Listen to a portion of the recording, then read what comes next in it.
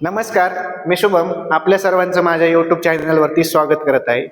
सर्वांनी हा व्हिडिओ शेवटपर्यंत नक्की बघावा व आवडल्यास लाईक करावा, शेअर करावा आणि सबस्क्राईब देखील करावा. तसेच जे काही तुमचे मित्रमैत्रिणी असतील ज्यांचा सब्जेक्ट हा केमिस्ट्री आहे त्यांना देखील हा व्हिडिओ तुम्ही शेअर करावा. तर आजचा आपला जो टॉपिक आहे orientation effects in aromatic electrophilic substitution reaction. आता सबस्टिट्यूशन रिॲक्शन म्हणजे काय? अशा रिॲक्शन ज्या रिॲक्शनमध्ये एखादा इलेक्ट्रोफाईल किंवा न्यूक्लिओफाईल काय करतोय त्याच्यापेक्षा विकर इलेक्ट्रोफाईल किंवा न्यूक्लिओफाईल रिॲक्शन मधनं बाहेर काढून तो स्वतः त्या ठिकाणी जातोय, त्याला म्हणतात सबस्टिट्यूशन रिॲक्शन. म्हणजेच काय, एखाद्या फुटबॉल मॅच मध्ये एखादा प्लेअर जर थकला असेल तर त्याच्या जागेवरती दुसरा प्लेअर सबस्टिट्यूट म्हणून येतो आणि तो त्या ठिकाणी खेळतो. सेम त्या असंच घडतं या ठिकाणी पण, त्यालाच म्हणतात सबस्टिट्यूशन रिॲक्शन. ठीक आहे, तर आपण स्टार्ट करूया आपलं लेक्चर. सर्वात महत्वाचं ओरिएंटेशन इफेक्ट स्टडी का करायचा किंवा ओरिएंटेशन इफेक्ट आला कसा? सर्वात महत्वाचं काय, जेव्हाही आपल्या रिॲक्शन मध्ये एकापेक्षा जास्त रिॲक्टिव्ह सेंटर असतील तर मला मिळणाऱ्या प्रोडक्टची संख्या पण एकापेक्षा जास्त असू शकते. ठीक आहे, मग अशा वेळेस मला जो काही मेजर प्रोडक्ट कुठला असणार आहे, म्हणजे जो प्रोडक्ट मेजर आहे किंवा कुठला प्रोडक्ट मेजर असणार आहे ते प्रेडिक्ट करता यायला पाहिजे. त्याच्यासाठी मला ओरिएंटेशन इफेक्टचा अभ्यास करणं गरजेचं आहे. दुसरी गोष्ट, to control the reaction selectivity. आता मला जर माहिती आहे की जर माझ्या रिॲक्शनमध्ये रिॲक्शन घडत असताना मेजर आणि मायनर प्रोडक्ट कुठला भेटतोय तर मी रिॲक्शनच्या कंडिशन सिलेक्ट करून किंवा सिलेक्टिव्हिटी अप्लाय करून मला हवा तो प्रोडक्ट मी मिळवू शकतो. म्हणजे याचा उपयोग कशामध्ये होऊ शकतो? ऑर्गॅनिक सिंथेसिस मध्ये सर्वात जास्त उपयोग होऊ शकतो. आणि तिसरे, हेल्प टू अंडरस्टँड रिॲक्टिव्हिटी ट्रेंड. म्हणजे कुठली रिॲक्शन फास्ट होते किंवा कुठली रिॲक्शन स्लो होते हे अंडरस्टँड करण्यासाठी पण ओरिएंटेशन इफेक्टचा मदत होते. ठीक आहे, आता ओरिएंटेशन इफेक्टचा स्टडी करत असताना दोन महत्वाच्या गोष्टी आहेत. कुठल्याही कंपाऊंडचं किंवा प्रोडक्टची स्टॅबिलिटी फाइंड आउट करण्यासाठी एरोमॅटिक कंपाऊंड मध्ये दोन गोष्टी महत्वाच्या लक्षात ठेवायच्या. काय? नंबर ऑफ रेझोनेटिंग स्ट्रक्चर जेवढे असतील, नंबर ऑफ रेझोनेटिंग स्ट्रक्चर्स जेवढे जास्त तेवढी जास्त काय असती? स्टॅबिलिटी. म्हणजे stability is directly proportional to the number of resonating structures. आणि दुसरी गोष्ट, जी काही रेझोनेटिंग एनर्जी असेल, रेझोनेटिंग एनर्जी ती जेवढी जास्त असणार आहे तेवढी जास्त पण काय असणार आहे? स्टॅबिलिटी. म्हणजेच काय, जेवढे नंबर ऑफ रेझोनेटिंग स्ट्रक्चर जास्त तेवढी स्टॅबिलिटी जास्त. दुसरी कंडिशन, जे रेझोनेटिंग एनर्जी जेवढी जास्त तेवढी जास्त स्टॅबिलिटी. आता तुम्ही म्हणताल सर एनर्जी जास्त असेल तर स्टेबल कसं असेल? ठीक आहे, आता जे काही मॉलिक्युलर एनर्जी असते त्या ठिकाणी काय होतं, ज्या मॉलिक्युलची एनर्जी जास्त असते तो हायली अनस्टेबल असतो. ठीक आहे, पण रेझोनेटिंग स्ट्रक्चर्स मध्ये काय असतं, ही जी काही रेझोनेटिंग एनर्जी, आता रेझोनेटिंग एनर्जी काय सांगते, जे काही रेझोनेटिंग स्ट्रक्चर, कुठलं माझं एखादं रेझोनेटिंग स्ट्रक्चर जे हायली काय असणार आहे? स्टेबल, त्याची एनर्जी आणि माझं जे काही ओरिजिनल स्ट्रक्चर असणार आहे त्याची एनर्जी, या दोघांच्या मधला जो काही डिफरन्स असतो तो असतो रेझोनेटिंग एनर्जी.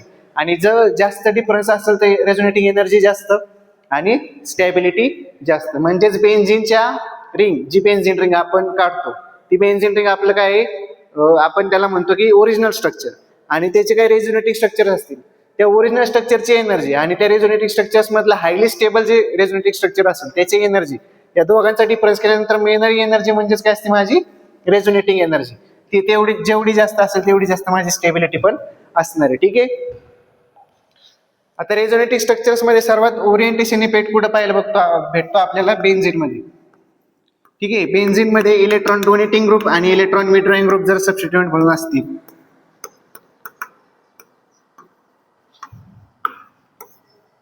आता इलेक्ट्रॉन डोनेटिंग ग्रुप यालाच म्हणतो आपण रिंग ऍक्टिव्हेटिंग ग्रुप्स, याला म्हणतो आपण रिंग ऍक्टिव्हेटिंग ग्रुप्स. आणि याच्या अपोजिट जे इलेक्ट्रॉन विड्रॉइंग ग्रुप्स असतात याला म्हणतो आपण रिंग डिऍक्टिव्हेटिंग ग्रुप्स. ठीक आहे, रिंग डिऍक्टिव्हेटिंग ग्रुप्स. आता असं का होतं, इलेक्ट्रॉन डोनेटिंग ग्रुप काय करतात, त्याचे इलेक्ट्रॉन जे असतील ना ते रिंग मध्ये पाठवतात, आणि रिंग मध्ये इलेक्ट्रॉन पाठवल्यानंतर रिंग मध्ये काय होतं? निगेटिव्ह चार्ज डिलोकलाइज होतो. रिंग मध्ये काय होतं? निगेटिव्ह चार्जचं डिलोकलायझेशन होतं. आणि हा जो निगेटिव्ह चार्ज आहे तो मोस्टली कुठल्या पोझिशनला असतो? ऑर्थो आणि पॅरा पोझिशनला. आता ऑर्थो आणि पॅरा पोझिशनला जर निगेटिव्ह चार्ज मोर स्टेबल असेल तर येणारा इलेक्ट्रोफाईल पण माझा पुढे जाईल ऑर्थो किंवा पॅरा पोझिशनला. त्यामुळे मला येणारा प्रोडक्ट कुठे असेल? ऑर्थो किंवा पॅरा पोझिशनला असणार, इलेक्ट्रॉन डोनेटिंग ग्रुप असेल तेव्हा. आणि याच्या उलट इलेक्ट्रॉन विड्रॉइंग ग्रुप, जेव्हा इलेक्ट्रॉन विड्रॉइंग ग्रुप असेल तो काय करेल? रिंग मधले इलेक्ट्रॉन स्वतःकडे वळवले. रिंग मधले इलेक्ट्रॉन स्वतःकडे वळल्यानंतर रिंग मध्ये इलेक्ट्रॉनची संख्या कमी होणार. रिंग मध्ये इलेक्ट्रॉनची संख्या जर कमी होत असेल तर ते इलेक्ट्रॉन अवेलेबल असणार आहे का डोनेशनसाठी? नाही. त्या ठिकाणी काय होतं, रिंग मध्ये पॉझिटिव्ह चार्ज येतो आणि हा पॉझिटिव्ह चार्ज कुठल्या ऑर्थो आणि पॅरा पोझिशनला मोर स्टेबल असतो. आता ऑर्थो आणि पॅराच्या पोझिशनला पण पॉझिटिव्ह चार्ज आणि येणारा इलेक्ट्रोफाईल पण पॉझिटिव्ह चार्ज कंटेनिंग स्पेसिस आहे. त्यामुळे या दोन ठिकाणी त्याला अटॅक करणं पॉसिबल नाही. मग उरली कुठली जागा? Meta position. त्यामुळे अटॅक कुठं होतो? मेटा पोझिशनला. आणि इलेक्ट्रॉन विड्रॉइंग ग्रुपलाच म्हणता आपण मेटा डायरेक्टिंग आणि इलेक्ट्रॉन डोनेटिंग ग्रुप्स असतील त्याला म्हणतो ऑर्थो पॅरा डायरेक्टिंग. हे झालं बेन्झिन मध्ये. आता बेन्झिन फॅमिलीमध्ये नॅफ्थॅलिन आणि अँथ्रासिन, त्याच्यामध्ये ओरिएंटेशन इफेक्ट कसा वर्क करतो ते बघूया. आता हे जे स्ट्रक्चर आहे हे आपल्या नॅफ्थॅलिनचं स्ट्रक्चर आहे. दोन बेन्झिन रिंग एकमेकांना लिनियर फॅशन मध्ये अटॅच आहेत, त्याला म्हणतात नॅफ्थॅलिन. नॅफ्थॅलिनच्या स्ट्रक्चरचे नंबरिंग करत असताना पहिला नंबर, दुसरा नंबर, तिसरा, चौथा. जे दोन कार्बन अटॅच आहे त्याला नंबरिंग करायची नाही. नेक्स्ट कार्बनला 5, 6, 7 आणि 8. ठीक आहे, 5, 6, 7 आणि 8 अशा प्रकारे तुम्हाला नंबरिंग करायची असते. आता नंबरिंग केल्यानंतर मला या ठिकाणी जर मी इथनं प्लेन पास केला आणि या ठिकाणाहून प्लेन पास केला तर मला काय दिसतंय? कार्बन नंबर 7, 6, कार्बन नंबर 2, 3 हे सेम आहेत. तसंच कार्बन नंबर 1, 8 आणि 4, 5 हे दोन्ही पण सेम आहे. त्याच्यामुळे मला नॅफ्थॅलिन मध्ये दोन टाइप्स ऑफ कार्बन मिळतात. ठीक आहे, यांनाच मी पोझिशन जर सांगायची झाली तर इथं अल्फा म्हणतो आणि या ठिकाणी बीटा बीटा म्हणतो. ठीक आहे, तर मग नॅफ्थॅलिन मध्ये मला दोन टाइपचे कार्बन मिळतात, एक तर अल्फा पोझिशन आणि बीटा पोझिशनला असणारे कार्बन. आता या अल्फा पोझिशनवरचा कार्बन आणि बीटा पोझिशनवरचा कार्बन यांचं केमिकल नेचर काय असणार आहे? वेगवेगळं असणार आहे. त्यामुळे या ठिकाणी कुठला इफेक्ट येतो? Orientation effect. तर बघूया how orientation effect works in naphthalene.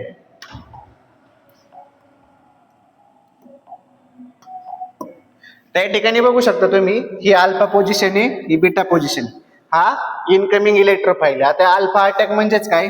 Alpha पोझिशनवरनं इलेक्ट्रोफाईलवर attack होतो. अल्फा पोझिशनवरनं जर इलेक्ट्रोफाईलवर अटॅक झाला तर येणारा इनकमिंग इलेक्ट्रोफाईल कुठे जाईल? अल्फा पोझिशनला. आणि त्या ठिकाणी रेझोनेटिंग स्ट्रक्चर्स तयार होतील. या ठिकाणी पॉझिटिव्ह चार्ज झाला, त्याला डिलोकलाइज करण्यासाठी रेझोनेटिंग स्ट्रक्चर्स मिळत आहे मला. तर रेझोनन्स मध्ये तुम्ही बघू शकता की कशा प्रकारे हे सगळे रेझोनेटिंग स्ट्रक्चर्स मला मिळत आहे. आता या रेझोनेटिंग स्ट्रक्चर्स मध्ये जर बघितलं मी 1, 2, 3, 4, 5, 6 आणि 7 जर अल्फा अटॅक झाला तर मला मिळत आहे 7 रेझोनेटिंग स्ट्रक्चर्स. किती? 7. आणखी 7 रेझोनेटिंग स्ट्रक्चर्स मिळत आहे. आणि जर बीटा पोझिशनवरनं अटॅक केला मी, या ठिकाणी बघा बीटा अटॅक, तर मला काय मिळत आहे? 1, 2, 3, 4, 5 आणि 6. किती रेझोनेटिंग स्ट्रक्चर्स मिळत आहे? 6 रेझोनेटिंग स्ट्रक्चर्स. अल्फा अटॅक झाल्यानंतर 7 आणि बीटा अटॅक झाल्यानंतर 6 रेझोनेटिंग स्ट्रक्चर्स. आता मी सुरुवातीलाच तुम्हाला सांगितले number of resonating structures increases, stability also increases. आता मग असं असेल तर 7 नंबरवाला मोर स्टेबल असेल की 6 नंबरवाला? 7 नंबरवाला. मग अल्फा पोझिशनचा अटॅक असणारे मोर फेवरेबल असणारे. त्याचबरोबर या ठिकाणी तुम्ही बघा, या 1 नंबरची रेझोनेटिंग स्ट्रक्चर्स मध्ये इथं एक बेन्झीन रिंग आहे, नंतर 2 नंबरच्या मध्ये इथे एक बेन्झीन रिंग आहे, नंतर पुढे गेल्यानंतर मला काय मिळतंय? 6 नंबर आणि 7 नंबर, म्हणजे 4 जागेवरती मला काय मिळतंय? बेन्झीन रिंग रेझोनन्स मध्ये असताना दिसते. 4 वेळेस मला काय मिळतंय? बेन्झीन रिंग रेझोनन्स मध्ये असताना दिसते. आणि खाली जर बीटा अटॅक मध्ये बघितलं, 1 वेळेस आणि 2 वेळेस, फक्त 2च वेळेस काय मिळतंय मला? बेन्झीन रिंग माझी रेझोनन्स मध्ये असताना मला बघायला मिळते. आता मी तुम्हाला सुरुवातीलाच सांगितलं होतं, ज्याची रेझोनन्स एनर्जी जास्त त्याची स्टॅबिलिटी देखील जास्त. तर नेहमी लक्षात ठेवायचंय, आपली बेन्झीन रिंगचं जे काही रेझोनन्स स्ट्रक्चर असणार त्याची एनर्जी सर्वात जास्त असते. म्हणजे benzene is highly stable compound. का? कारण त्याची जी काही रेझोनेटिंग एनर्जी ती सर्वांपेक्षा जास्त आहे. बेन्झीनची सर्वात जास्त, नंतर नॅफ्थॅलिन, नंतर अँथ्रासिन. मग आता बेन्झीनची रेझोनन्स एनर्जी सर्वात जास्त असल्यामुळं या ठिकाणी तर 4 बेन्झीनचे रेझोनन्स स्ट्रक्चर्स मला मिळत आहेत आणि या ठिकाणी फक्त 2च बेन्झीनचे रेझोनन्स स्ट्रक्चर मला बघायला मिळते. त्यामुळे मोर फेवरेबल अटॅक कुठं असणार आहे? नेहमी अल्फा पोझिशनला. कुठं असणार आहे? अल्फा पोझिशनला. ठिकाणी तुम्ही एक्झाम्पल बघू शकता. हे पहिलं कुठलं आहे? Nitration reaction. काय होतंय? नायट्रेशन. नायट्रेशन मध्ये काय होतंय? Nitronium ion act as a electrophile. ठीक आहे, आता हा जो नायट्रोनियम आयन आहे आपल्याकडं नॅफ्थॅलिन मध्ये कुठल्या पोझिशन आहे? Alpha beta. ठीक आहे, अल्फा आणि बीटा पोझिशन. तर या ठिकाणी तुम्ही बघू शकता अटॅक कुठं झालाय? अल्फा पोझिशनला. आणि फर्दर नायट्रेशन जेव्हा होतंय त्या ठिकाणी तुम्हाला बघायला मिळू शकतं, या ठिकाणी एक नायट्रो ग्रुप आला आणि या ठिकाणी एक नायट्रो. ठीक आहे. जर जोपर्यंत तुमच्या रिएक्शन मध्ये अल्फा पोझिशन अटॅकसाठी अवेलेबल असणार आहे तोपर्यंत तुमचा इलेक्ट्रोफाईल नेहमी कुठं अटॅक करणार आहे? अल्फा पोझिशनला. जेव्हा तुमच्या येणारा इलेक्ट्रोफाईल हा बल्की ग्रुप असेल, फॉर एक्झाम्पल या ठिकाणी बघा NO2, हा बल्की ग्रुप असताना जर फर्दर नायट्रेशन रिएक्शन होत असेल तर त्यावेळेस येणारा इलेक्ट्रोफाईल असणार आहे तो काय असणार आहे? सुरुवातीला जिथं अटॅक केलाय त्याच्या अपोजिट साईडच्या रिंगला अपोजिट साईडने अटॅक करणार. या ठिकाणी बघा, सुरुवातीला या ठिकाणी अटॅक केला अल्फा पोझिशनला, नंतर या ठिकाणी अटॅक केलाय पण अपोजिट साईडने अल्फा पोझिशनला अटॅक केला. ठीक आहे. हा मला मिळणार आहे कसा? मेजर. हा प्रोडक्ट कसा मिळणार आहे? मेजर. आणि या ठिकाणी बघा सेम साईडला आहे, हा कसा असणार आहे माझा? Minor product. आता मायनर का असणार आहे? या दोघांमध्ये काय होईल? रिपल्शन होईल. रिपल्शन झाल्यामुळं हा मोर स्टेबल असेल ॲज कम्पेअर टू हा. जोपर्यंत अल्फा पोझिशन असेल तोपर्यंत इलेक्ट्रोफाईल कुठं अटॅक करणार? अल्फा पोझिशनलाच. पण जेव्हा अल्फा पोझिशन ब्लॉक केलेले असतील सर्व, तेव्हा माझा जे काय अटॅक असेल तो कुठं होईल? बीटा पोझिशनला. नंतर या ठिकाणी बघा सल्फोनेशन रिएक्शन होती. कुठली?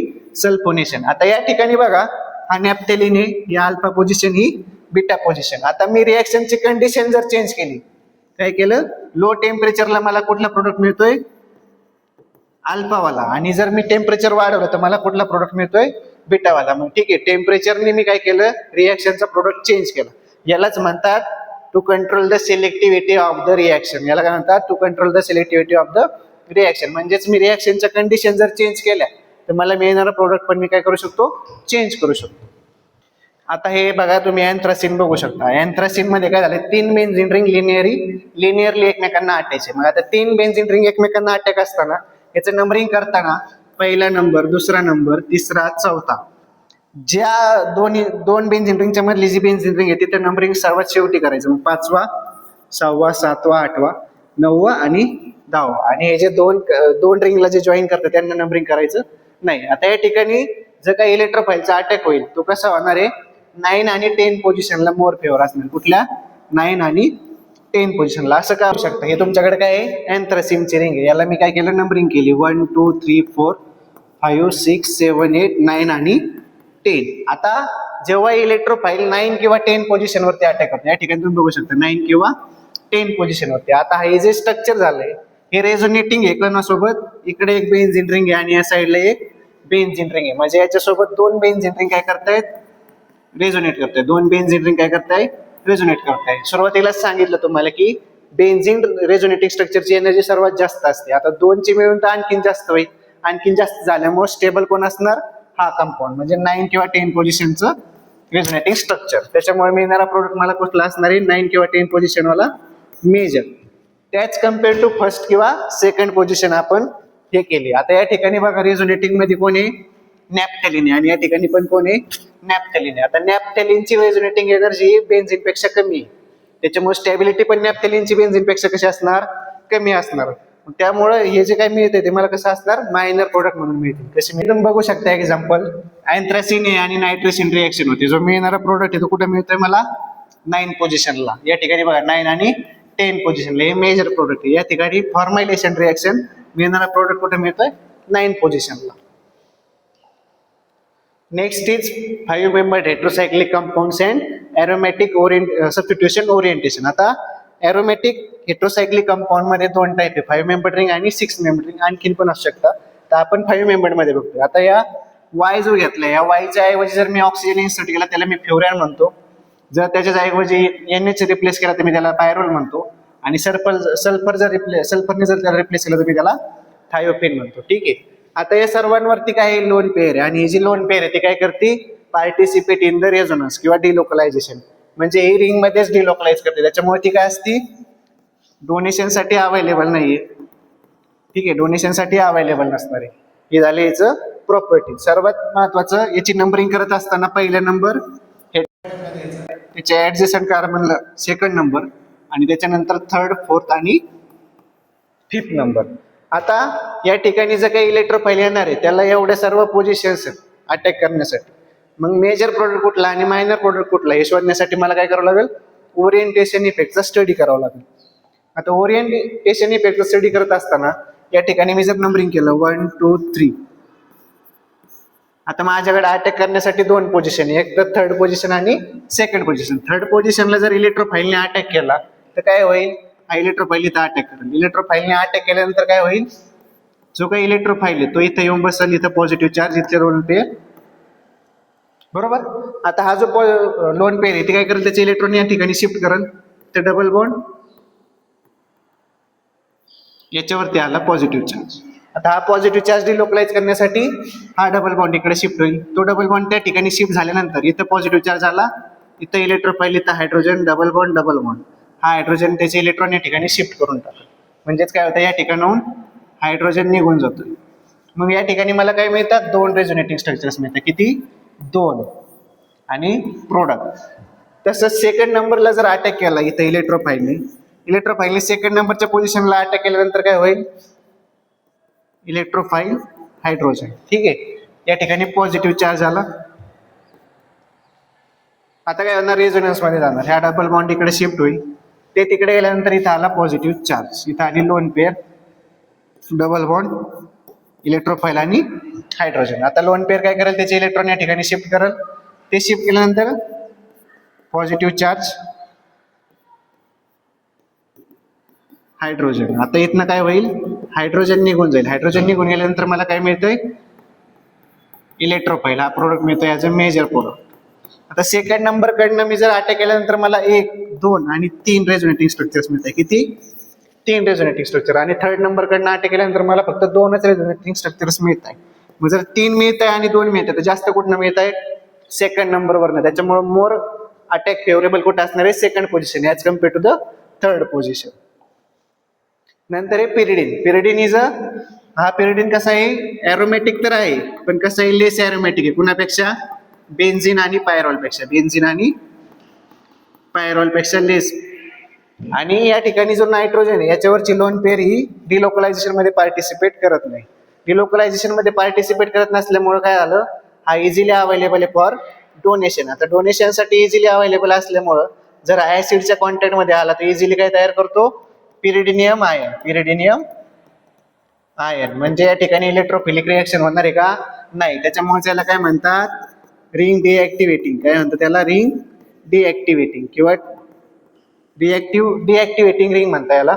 तसंच हा नायट्रोजन कसं आहे, इलेक्ट्रॉन निगेटिव्ह एलिमेंट आहे. आता इलेक्ट्रॉन निगेटिव्ह एलिमेंट असल्यामुळं या रिंग मधले जे काही इलेक्ट्रॉन असतील तो स्वतःकडे ओढून घेईल. आता रिंग मधले इलेक्ट्रॉन जर स्वतःकडे ओढून घेतले तर रिंग मधले इलेक्ट्रॉन बाहेर देण्यासाठी अवेलेबल असतील का, नाही राहणार. त्यामुळे पण ही रिंग काय होती, लेस ऍक्टिव्हेटिंग किंवा लेस रिएक्टिव्ह असते.